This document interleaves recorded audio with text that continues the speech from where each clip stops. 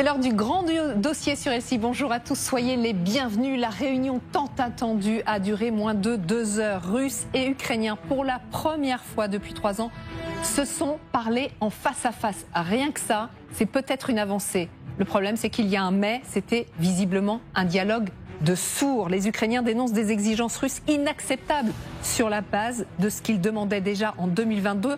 Nous rejoindrons à Istanbul, parce que c'est là où la réunion s'est déroulée. Nous rejoindrons à Istanbul, regardez notre journaliste Hélène Bonnet, qui nous racontera comment ça s'est passé, qui nous révélera aussi ce qui a été discuté. En tout cas, on a une question ce soir.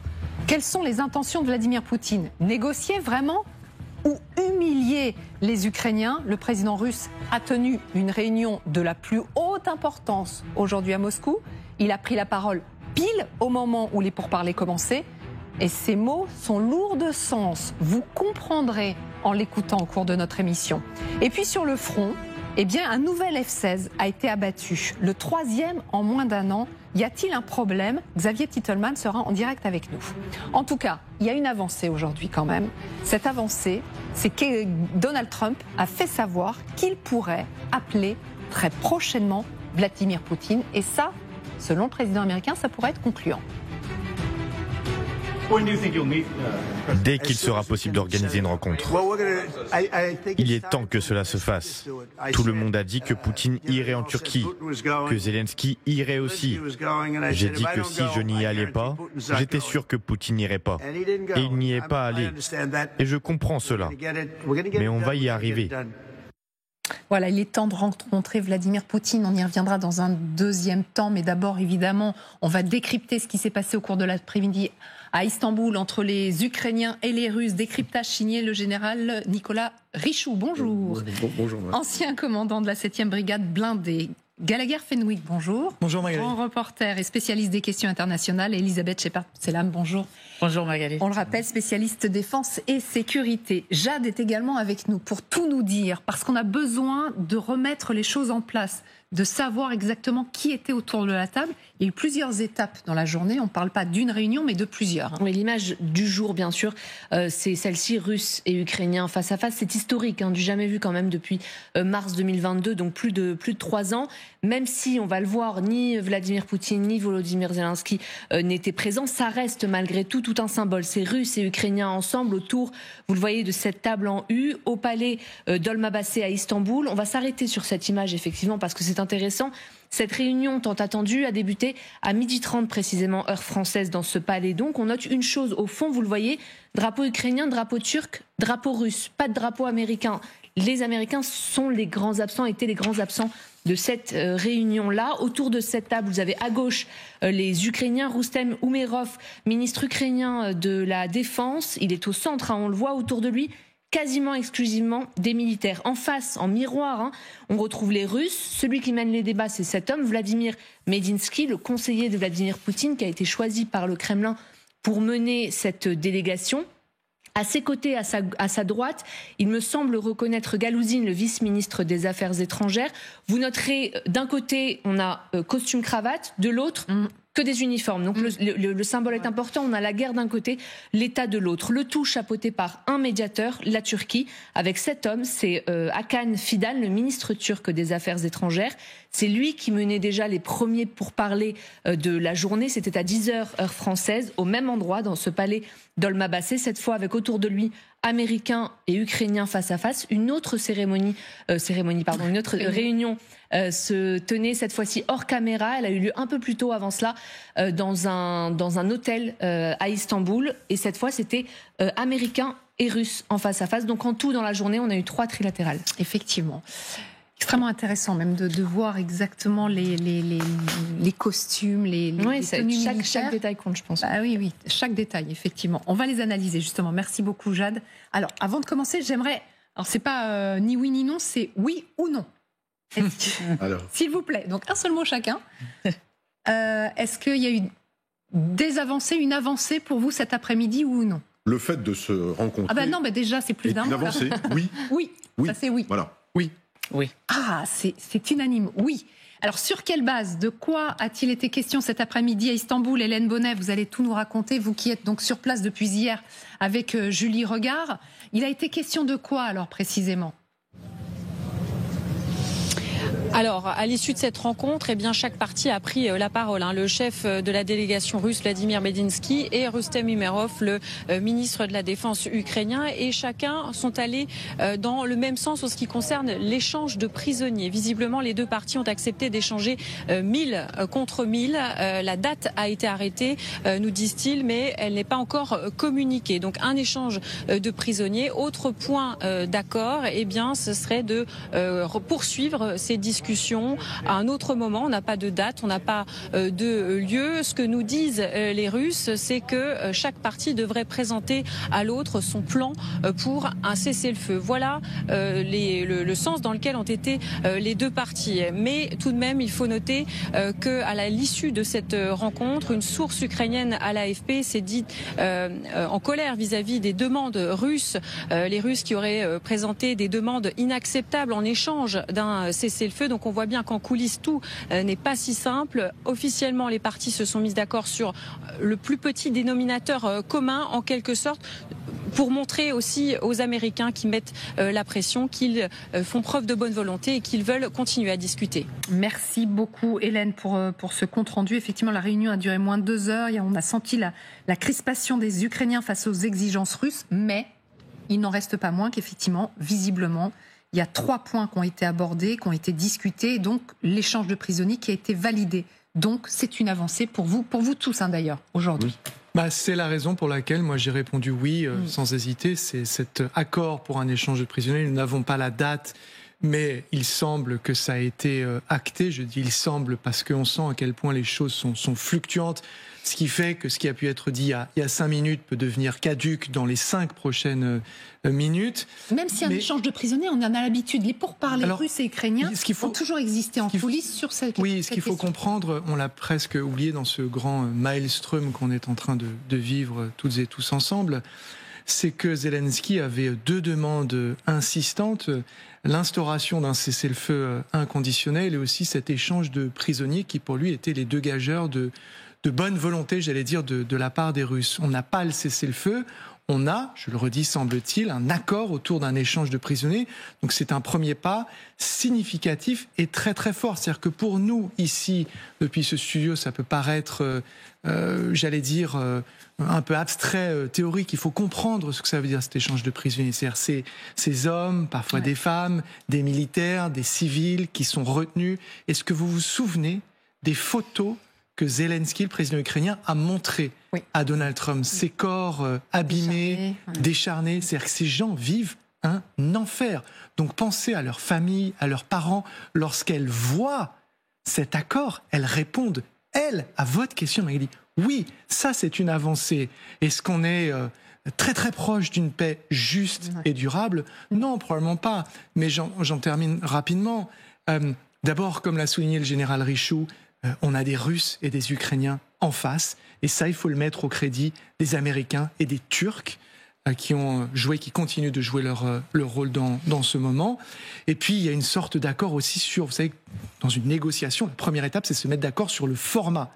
Et vous avez vu combien ça a fait l'objet de négociations préliminaires.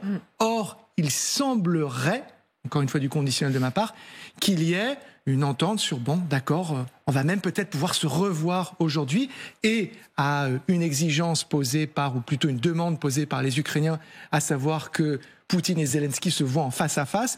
Medinsky, qui mène la délégation ukrainienne, ne répond pas, la russe, pardon, ne répond pas non, mais répond, nous prenons note.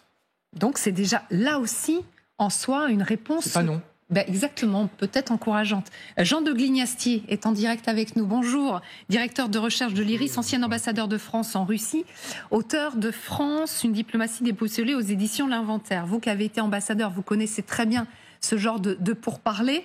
Est-ce que pour vous aussi, peut-être que c'est une première étape, et Gallagher vient d'en parler, effectivement, c'est ce que nous tous on lit de ce compte-rendu, a priori, se sont mis d'accord pour tenter de continuer ces discussions. Donc c'est une première étape.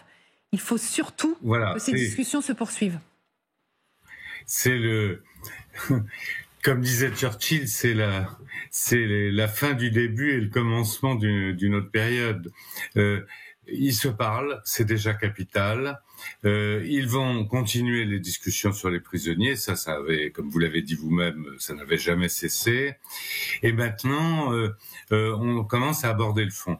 Il n'en reste pas moins qu'il y a un certain nombre de difficultés fondamentales qui rendent nécessaire le coup de pouce, la pression forte de Trump, parce que quand on regarde, en fait,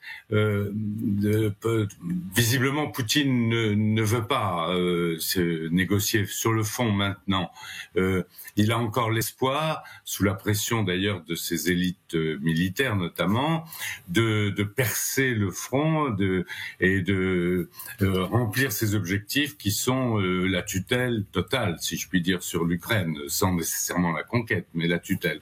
Donc l'espoir militaire est du côté russe.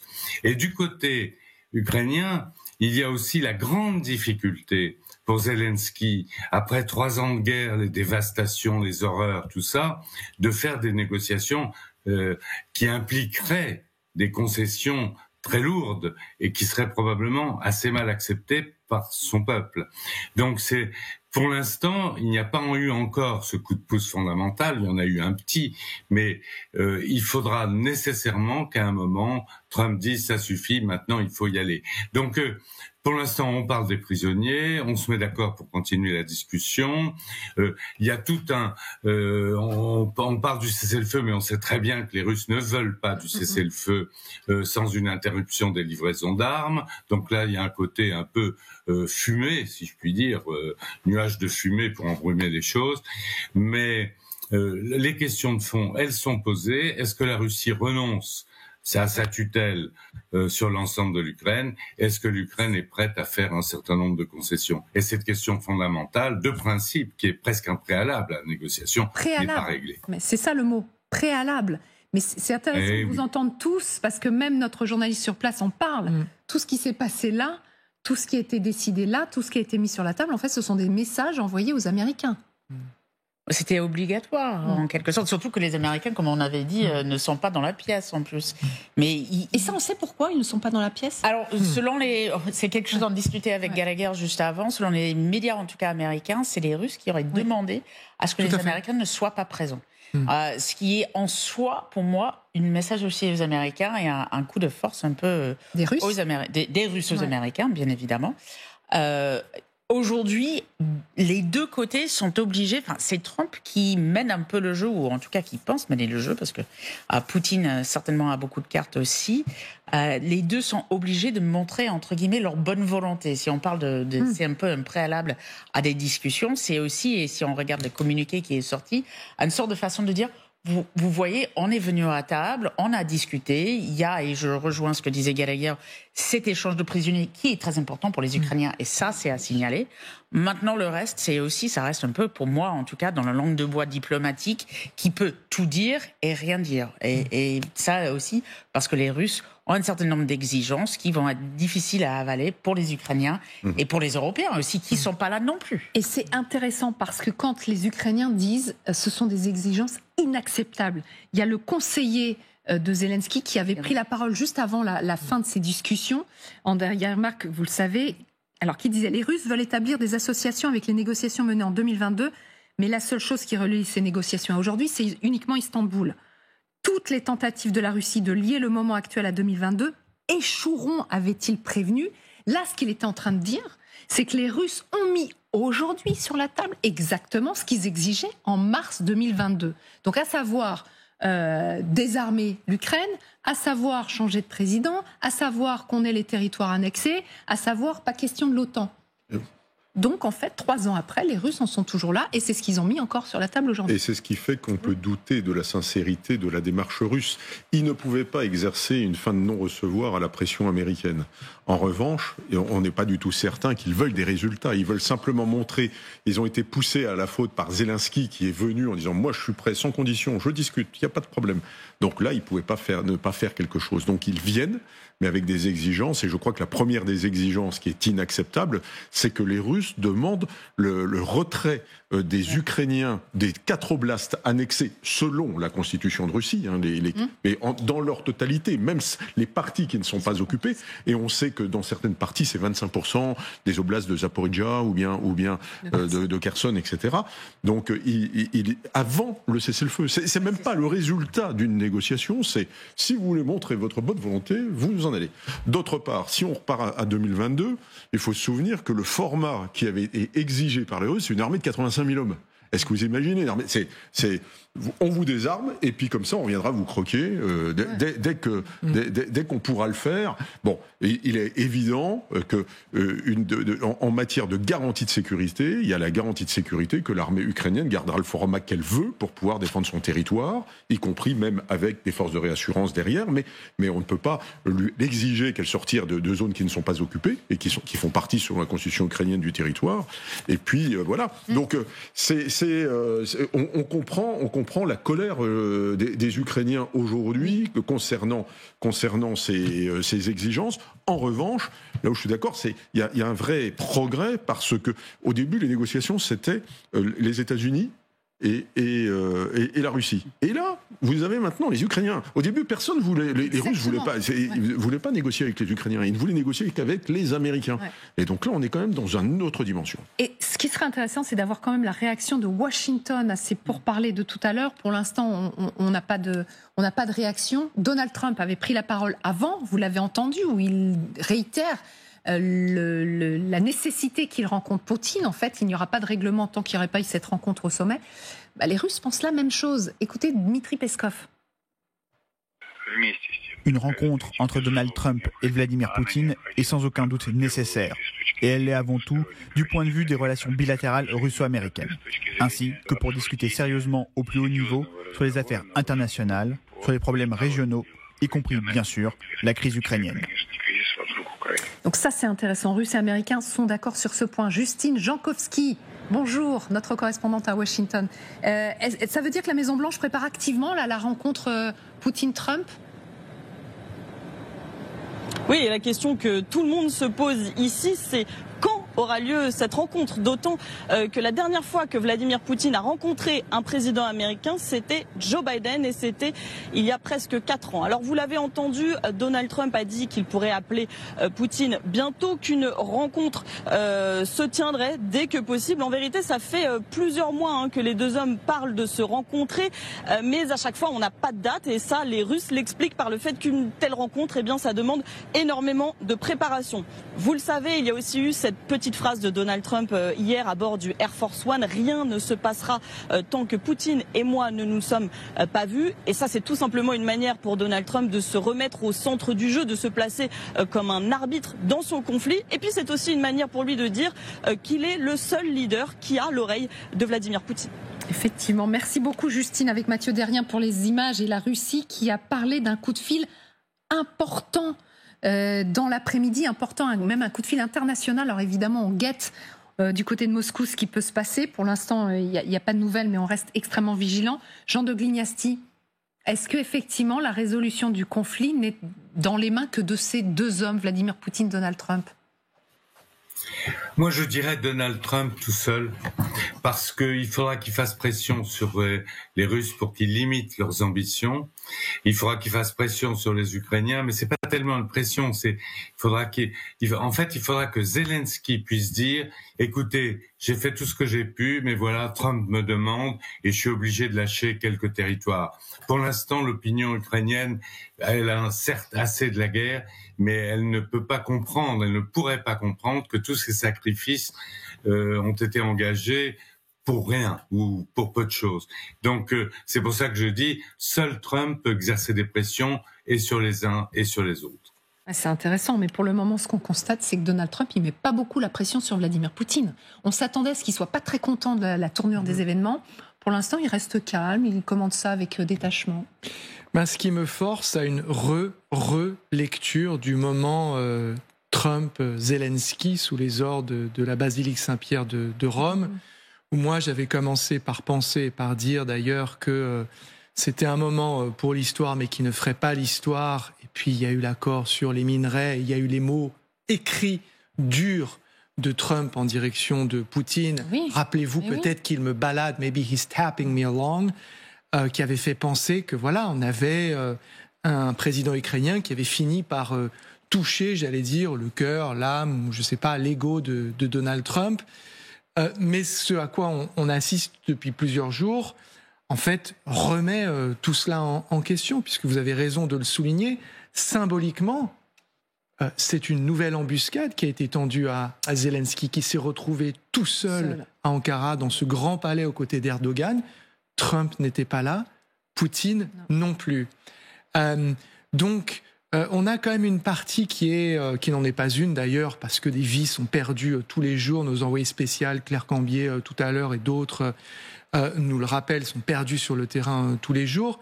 Mais on a un Trump toujours aussi erratique, dont on a du mal à comprendre et à voir quelles sont ses limites par rapport à ce qui paraît être une insolence de Vladimir Poutine et des Russes à l'égard de ce processus.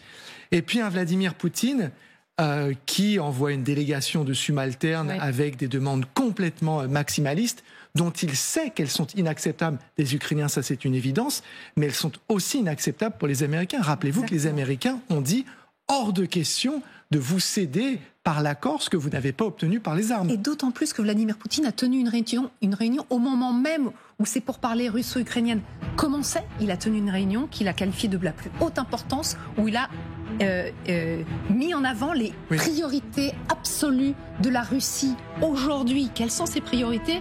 Ça va peut-être vous étonner. Vous l'écouterez dans un instant, mais là aussi, forcément, on se dit que Vladimir Poutine a les cartes en main, qu'il fait ce qu'il veut, et c'est peut-être même un pied de nez et un camouflet qu'il adresse au reste du monde. Restez avec nous, le grand dossier continue.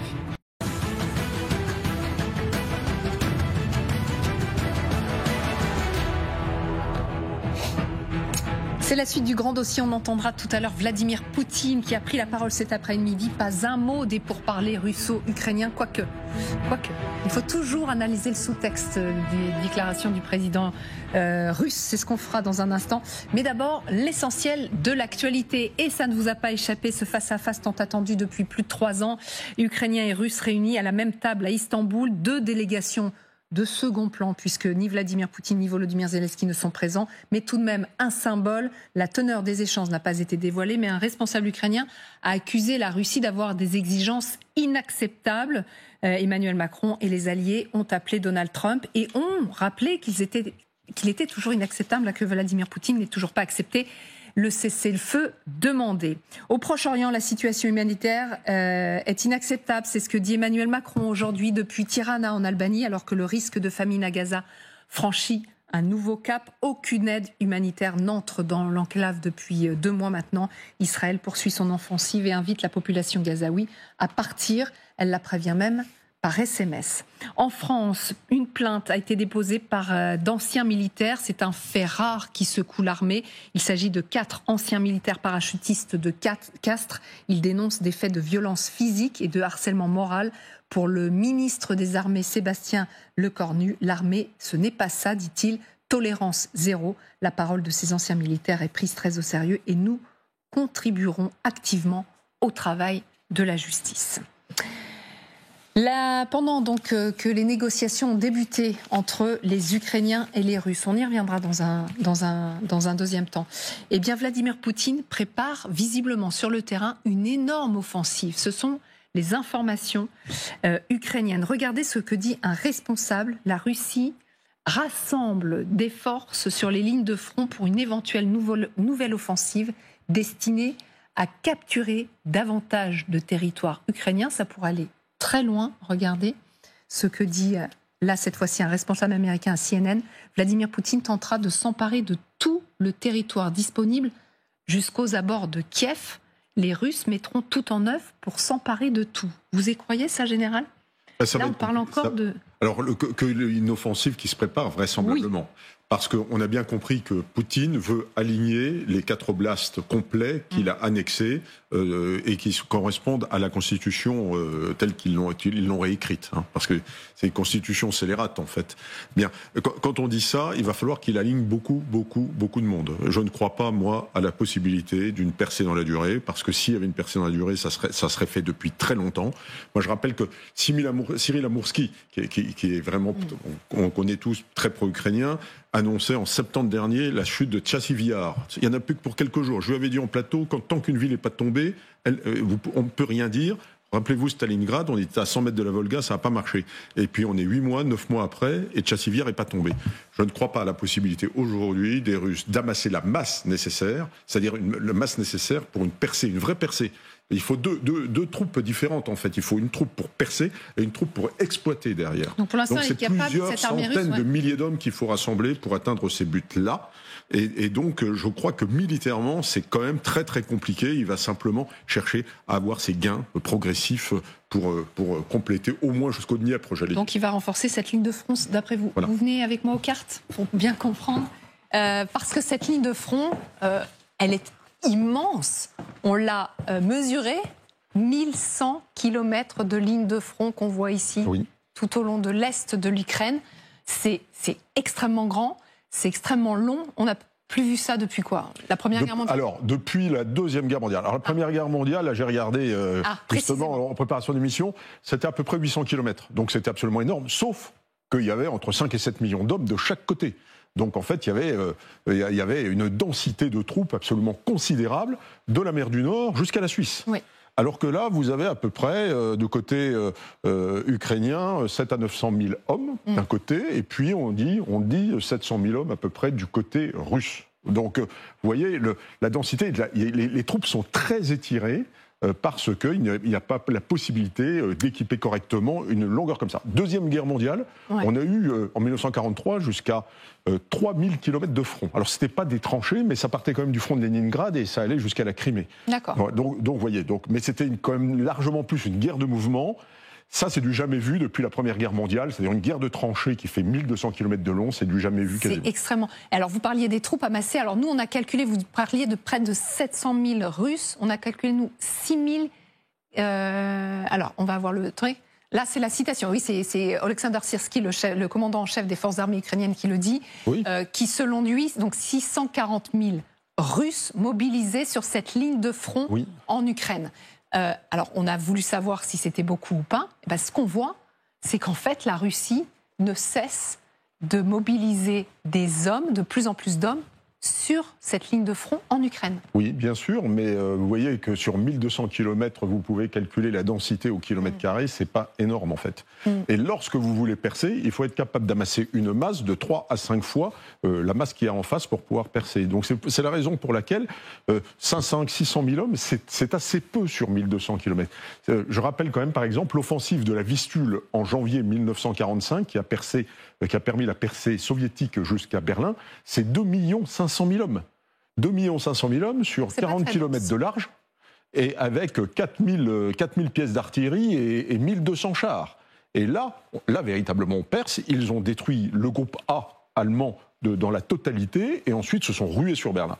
Donc ça veut dire que tant qu'il n'y a pas de mobilisation générale, tant que même si on mobilise les troupes russes et qu'on ne peut pas les équiper, c'est pas la peine de mobiliser 5 millions d'hommes si vous ne pouvez pas les équiper, les Russes, à mon sens, militairement, ne peuvent pas acquérir la masse nécessaire pour la percer. Je rappelle que la percée, c'est des troupes qui percent, comme je le disais, mais qui, en perçant, eh bien entendu, subiront des pertes très lourdes. Et ensuite, il faut des troupes qui exploitent, c'est-à-dire qui s'engagent dans la brèche et ensuite se ruent vers l'avant. Et ça va être très compliqué pour les Russes.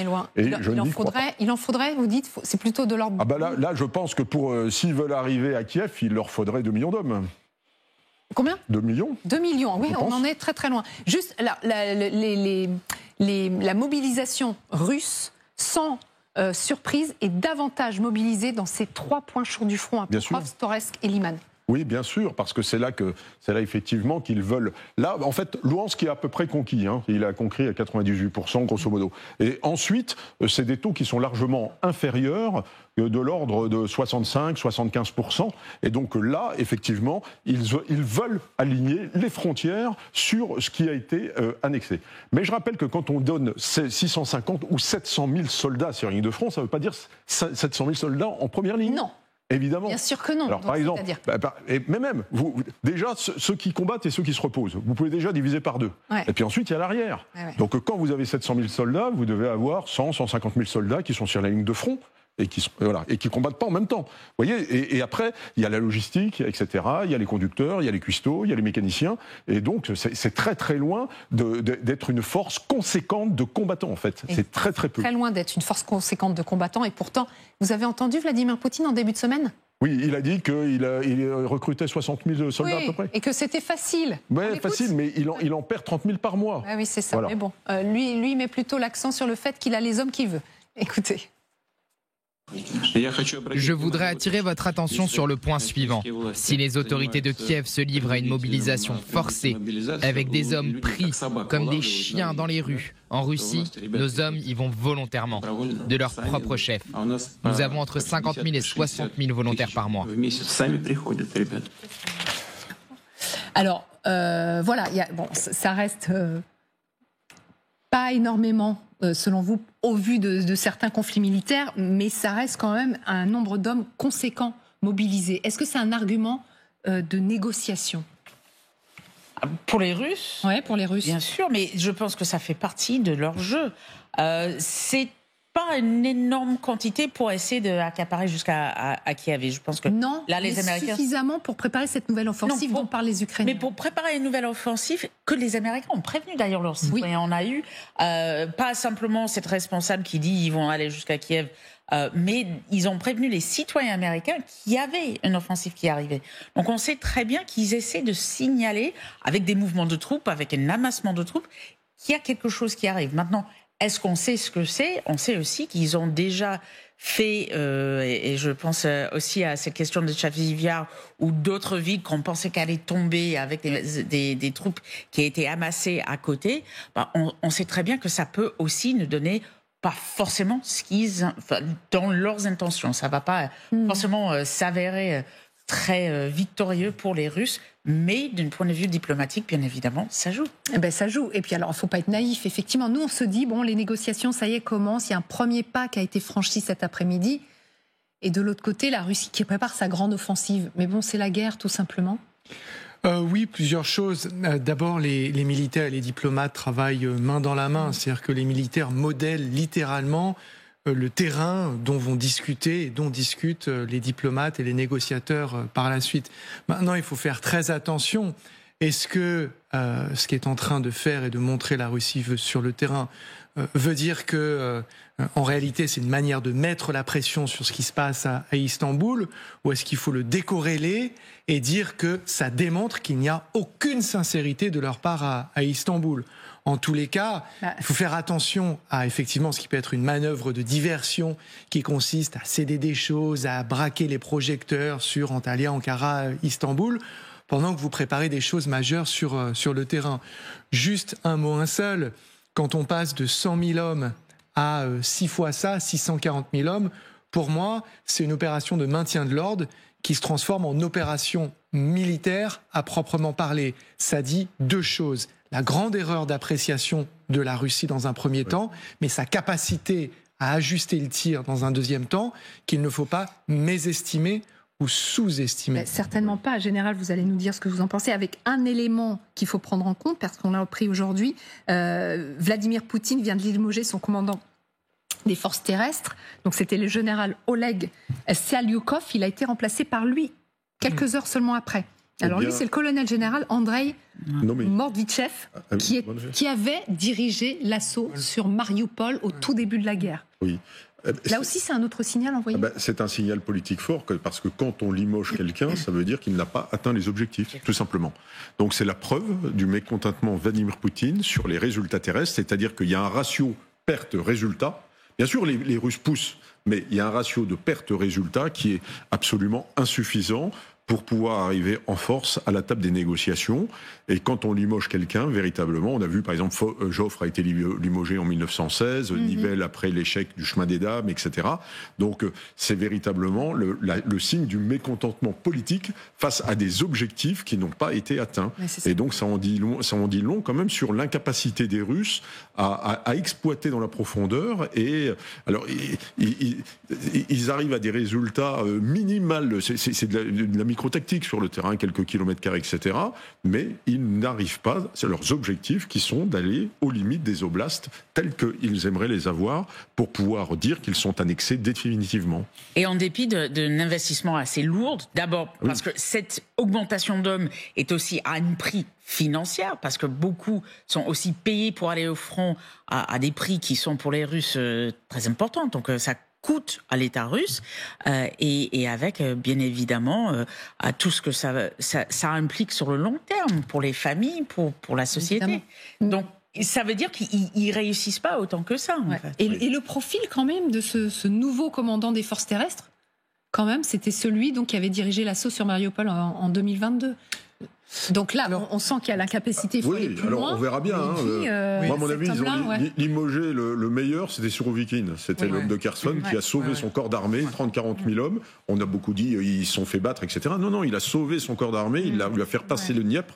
Et ensuite, pour ça, il a été limogé parce qu'il n'avait pas protégé Kherson. Mais militairement, il a fait une manœuvre très habile. Et à mon avis, il est parti, je crois, ambassadeur à Alger, il me semble un truc que je alors, on l'a vu à Alger, je ne sais pas ce qu'il est devenu, Surovikin. Mais si j'étais lui, je me tiendrais éloigné des fenêtres et des escaliers. Mais en fait, je suis un petit peu gêné parce que moi, ce que je comprends, c'est que Saliukov, il n'est pas exactement limogé, mais il part à la retraite, il a 70 ans. Je dis cela parce que j'essaie de m'astreindre à ne pas répéter les erreurs que j'ai pu faire concernant la lecture que je propose de ce qui se passe en Ukraine. On a beaucoup commenté, là, je cite, valse des généraux du côté russe comme étant symptomatique d'une armée dans laquelle rien ne va. Et je pense qu'il faut éviter cette binarité qui consiste soit à dire il n'y a rien qui va, ou alors ils ont tout appris, ils ont tout compris, et maintenant il y a tout qui va. Je pense que là, typiquement, il y a effectivement une part de message dont ne va pas se priver Vladimir Poutine en nommant celui qui a été responsable à la fois de la prise de Mariupol, mais de manière tout aussi dévastatrice pour les Russes et pour les Ukrainiens, Avdiivka, qui était, vous savez, Bakhmut version 2.0, c'est-à-dire une consommation d'hommes absolument effrayante, mais avec au final un objectif tardivement, mais qui est quand même rempli. Mais il y a aussi un mécanisme qui suit son cours et dont il ne faut pas préjuger l'issue. C'est-à-dire qu'il ne faut pas se dire « Ah, Saliukov sort, il était nul, Morditchev ». Combien de généraux on a appelé le boucher de Mariupol, le général Armageddon, le boucher de Damas, le boucher de je ne sais plus où. Donc je suis d'accord sur le fait qu'il y a à la fois un symbole très très fort, Mariupol étant un symbole... Dans tous les esprits quand même. L'Ukraine, c'est... Cruel. Mais il y a aussi une part de roulement au sein des effectifs, y compris au plus haut niveau, où il est peut-être tout simplement également, moi je ne l'écarte pas totalement, en train de remplacer un type qui a 70 ans, qu'on va gentiment décorer, qu'on va remercier en disant ça peut être normal, vous avez rempli votre mission, maintenant vous prenez votre retraite. Et le suivant débat. Alors, il y a un autre symbole qu'on voulait vous faire décrypter. Là, c'est Vladimir Poutine lui-même qui a pris la parole, pas n'importe quand. Donc, il a convoqué une réunion de la plus haute importance. Il y avait ses plus hauts ministres qui étaient en visio avec lui à ce moment-là. C'était pile au moment où les discussions ukraino-russes commençaient. Donc, est-ce qu'il a parlé de ces pourparlers en cours ? Non. Est-ce qu'il a parlé d'Istanbul ? Non. Est-ce qu'il a parlé des Ukrainiens ? Non. Mais il a fait part de sa plus grande priorité du jour. Quelle est-elle ? C'est celle-ci. Aujourd'hui, les questions de sécurité de l'information figurent à l'ordre du jour. Tout le monde sait à quel point c'est une question importante, surtout pour la Russie aujourd'hui. C'est la sécurité de l'information qui est de la plus haute importance pour le président russe. On ne peut pas s'empêcher de faire un parallèle. Parce qu'il dit ça au moment où ces pourparlers ont lieu pour la première fois en 3 ans. Donc, il se fiche du monde ou pas ? Oui et non. D'abord, Eja tout à l'heure a touché du bout des doigts un point extrêmement important quand elle dit regardez comment sont habillés les Russes versus les Ukrainiens. et je le dis et je le redis, pour Vladimir Poutine, il n'y a pas de guerre, il y a une opération spéciale militaire, ça ne doit pas accaparer tout l'espace de sa parole, ça se déroule quelque part, mais la Russie étant un pays qui se pense comme un empire, il y a plein d'autres dossiers. En l'occurrence, la sécurité de l'information est absolument un enjeu crucial. Il l'est pour lui, il l'est pour nous.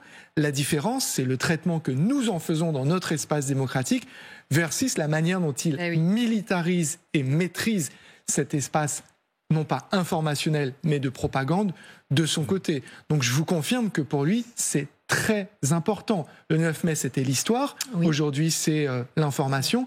Tout cela, avec l'effort diplomatique et l'effort militaire, fait partie des champs classiques, j'allais dire, de la guerre. Oui, c'est ça. Elisabeth ? Font partie des champs classiques de la guerre, je suis d'accord, mais je pense qu'en plus, il les maîtrise si bien. Lui, l'information, que ça soit vis-à-vis en interne de sa population ou vis-à-vis de l'extérieur, notamment de ses adversaires, il travaille beaucoup, beaucoup au quotidien là-dessus. On le voit à travers ses discours, à travers le fait qu'il y a des choses qu'il ne dit pas, mais qu'il laisse d'autres dire, que ça soit Peskov ou Medvedev.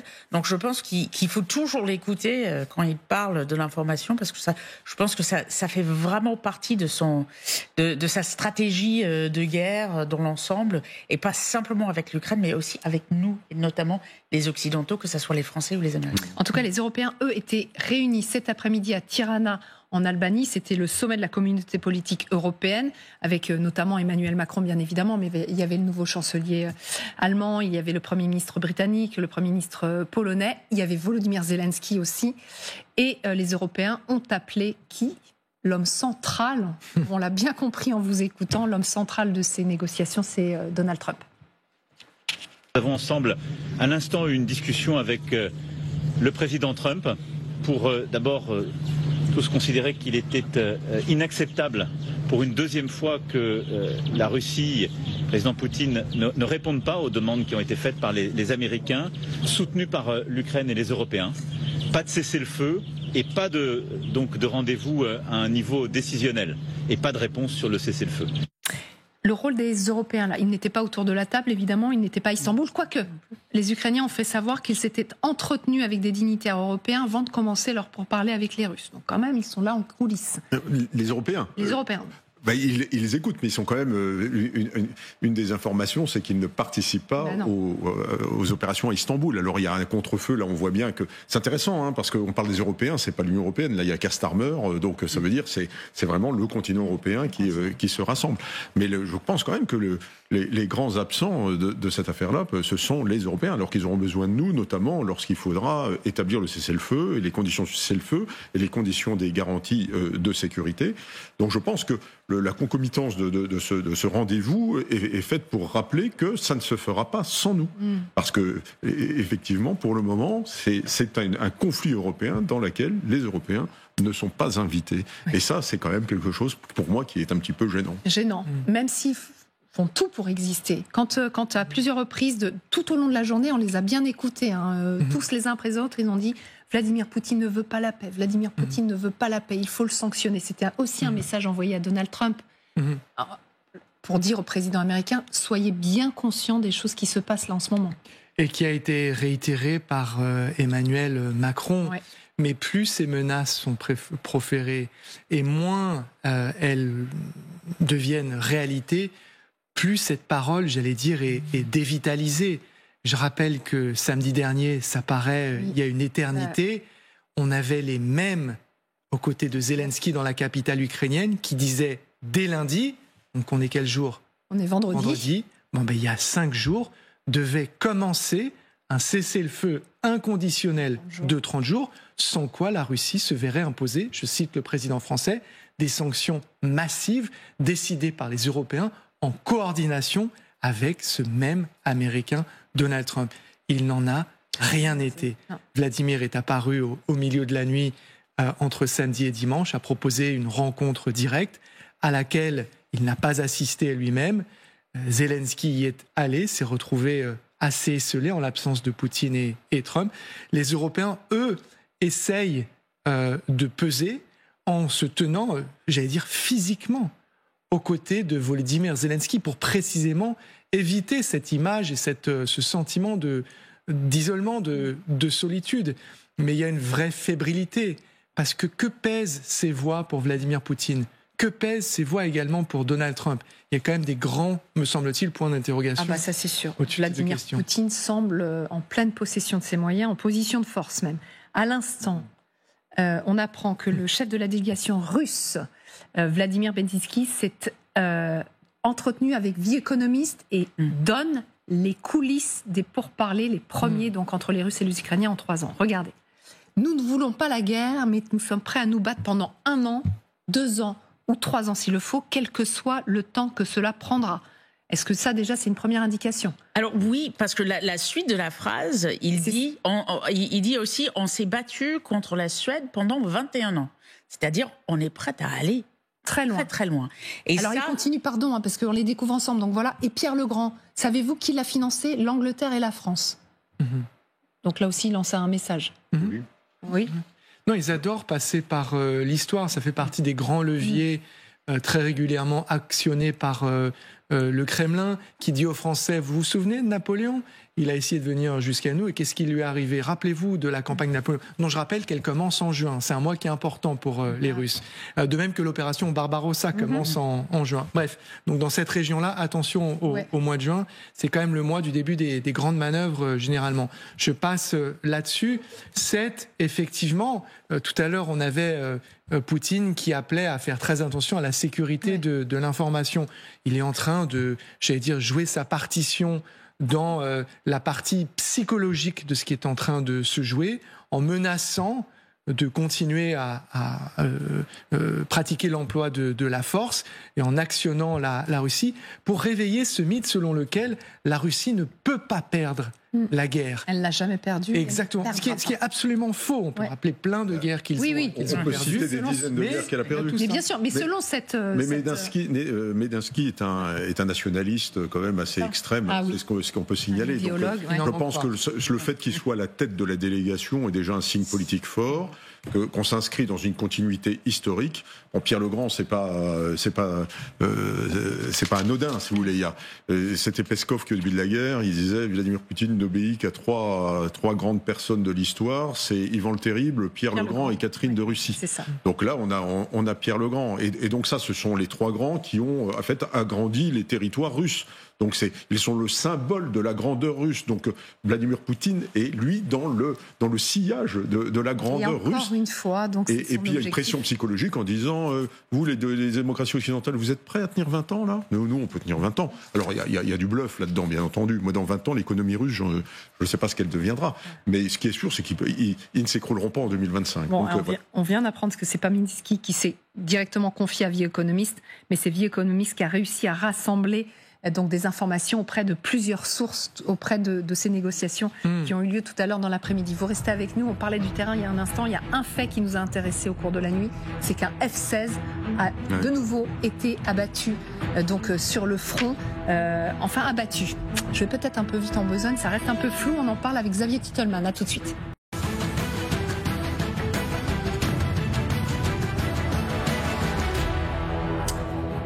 Le grand dossier, la suite avec un fait militaire sur lequel on voulait s'arrêter. Ça s'est passé au cours de la nuit dernière sur le front ukrainien et c'est le communiqué de l'armée de l'air qui nous l'a appris. L'Ukraine a perdu un nouvel F-16. Regardez, le 16 mai 2025, vers 3h30, le contact a été perdu avec un avion F-16. Le pilote a détruit 3 cibles aériennes et s'attaquait à la 4e à l'aide d'un canon embarqué, mais a été confronté à une situation d'urgence à bord et a dû s'éjecter de l'appareil. Qu'est-ce que ça veut dire précisément ? Que s'est-il passé ?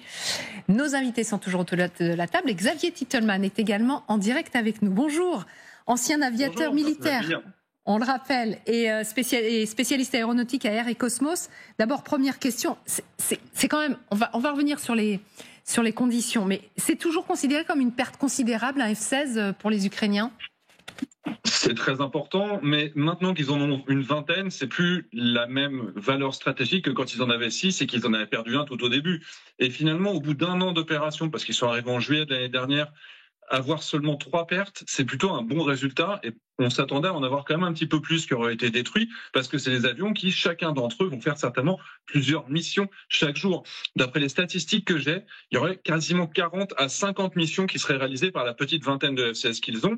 S'ils en avaient plus, ils en feraient évidemment beaucoup plus pour intercepter encore plus de missiles et conduire des opérations offensives. Mais finalement, perdre un avion, c'est pas exceptionnel et c'est pas quelque chose qui soit inattendu, quelle que soit la qualité et la valeur de l'appareil. Alors, que s'est-il passé selon vous? Parce que le communiqué de l'armée de l'air, ça me paraît un peu mystérieux, dit que le pilote a été confronté à une situation d'urgence. Ça veut dire quoi? Il a été abattu ou quoi? Pour l'instant, on ne sait pas. Soit il a été abattu, mais en général, à la distance dans laquelle il se trouve, parce que c'est des avions, pour l'instant, ils le disent, ils interceptent les missiles russes, kamikazes, qui sont envoyés tous les jours sur l'Ukraine. Donc, c'est-à-dire qu'en général, ils restent loin sur les arrières pour protéger les villes qui ne disposent pas d'une défense aérienne solide au sol. Donc, ça veut dire qu'ils sont à plus de 150, 200 km du front en général. Donc, traditionnellement, ils sont hors de portée des missiles russes. Donc, on se dit, alors peut-être que ce serait une ingestion, par exemple, quand ils font exploser ces missiles, est-ce qu'il y aurait des débris qui auraient été ingérés par les moteurs ou des ingestions d'oiseaux, telles qu'on a pu le voir par le passé?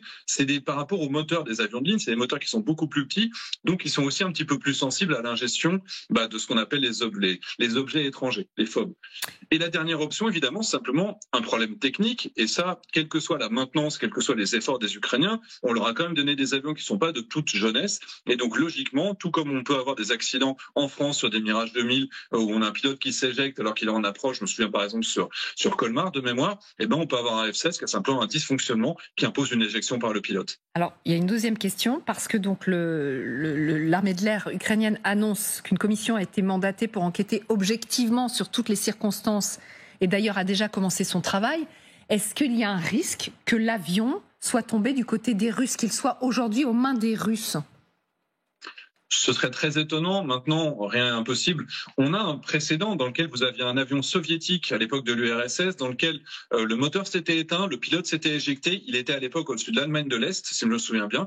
Il avait traversé tout. Et finalement, le moteur s'était rallumé alors que le pilote avait déjà éjecté.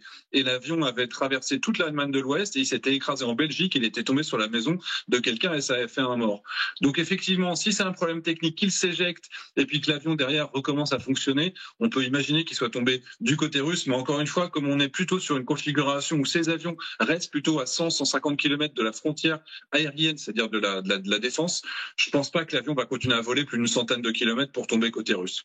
Son général, effectivement, Xavier Titelman le rappelait, c'est la 3e fois qu'un F-16 est mis hors de combat depuis l'été dernier. Les 2 précédents avaient été abattus avec des pilotes qui avaient été tués. Est-ce que les F-16 et plus largement les avions de chasse occidentaux sont des priorités absolues pour les Russes? Oui, vraisemblablement, parce que, si vous voulez, ils sont utilisés comme arme anti-aérienne. Donc, un avion, grosso modo, il a 2 missions. C'est un intercepteur. Donc un intercepteur d'avions ennemis, de missiles, de drones, de tout ce que vous voulez, ou bien il fait de l'attaque au sol. Donc là, le F-16, il est fait véritablement pour être un intercepteur. Et comme intercepteur, sa mission principale, c'est véritablement d'intercepter tout ce qui est drone, missiles, objets volants qui volent au-dessus de l'Ukraine. Alors maintenant, c'est le 3e, oui, mais c'est la guerre. Je veux dire, c'est des matériels de très haute précision, ça ne veut pas dire qu'ils sont invulnérables. Dans tous les cas de figure. Donc même les meilleurs appareils, de temps en temps, on peut perdre un Rafale, on a perdu déjà des Mirages, etc.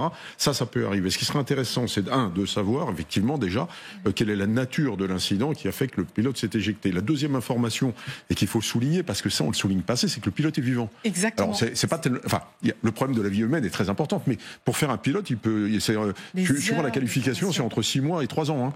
Si vous le prenez à 0, c'est 3 ans. Si vous transformez un pilote 2029, c'est au moins 6 mois, peut-être 1 an. Donc, je veux dire, un pilote, c'est quasiment plus rare qu'un avion. On remplace plus facilement l'avion que le pilote.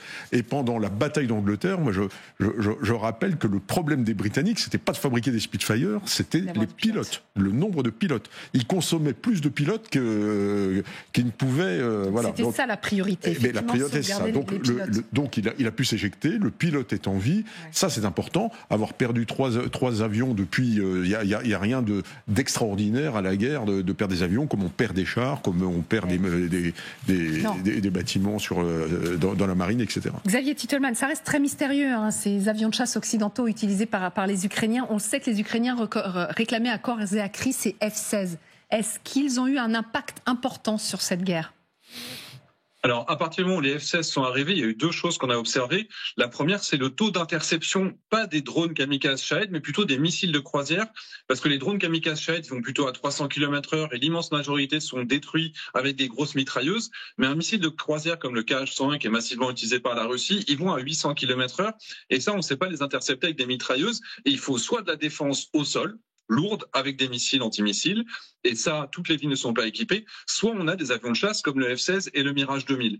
Et de mémoire, le taux d'interception des missiles était passé de 65 à 85% dans les zones dans lesquelles ils étaient en proximité des aéroports sur lesquels il y avait ce type d'avion. Alors les MiG-29 savent le faire aussi, donc ça a quand même eu un gros intérêt. Et le deuxième élément, à partir du moment où les Ukrainiens en ont eu davantage, c'est que c'est un appareil qui a cette capacité multimission, comme l'exprimait le général Richoux, c'est-à-dire qu'une fois qu'ils en ont assez, ils ont commencé à faire des missions de bombardement. Or, le bombardement avec un avion qui a une avionique moderne est beaucoup plus précis que ce que vous pouvez faire avec un avion soviétique comme le MiG-29, sur lequel on intégrerait les bombes planantes françaises, américaines, JDAM, etc. Donc finalement, la qualité, la précision et l'efficacité des bombardements en première ligne s'est aussi améliorée récemment quand ils ont atteint une masse de manœuvre suffisante pour les risquer en les rapprochant de la ligne de contact. Et juste très vite, quelques secondes, au vu de ce que disait le général, si jamais les Russes mettaient même la main sur un avion comme celui-ci, sans pilote formé, ça ne servirait à rien.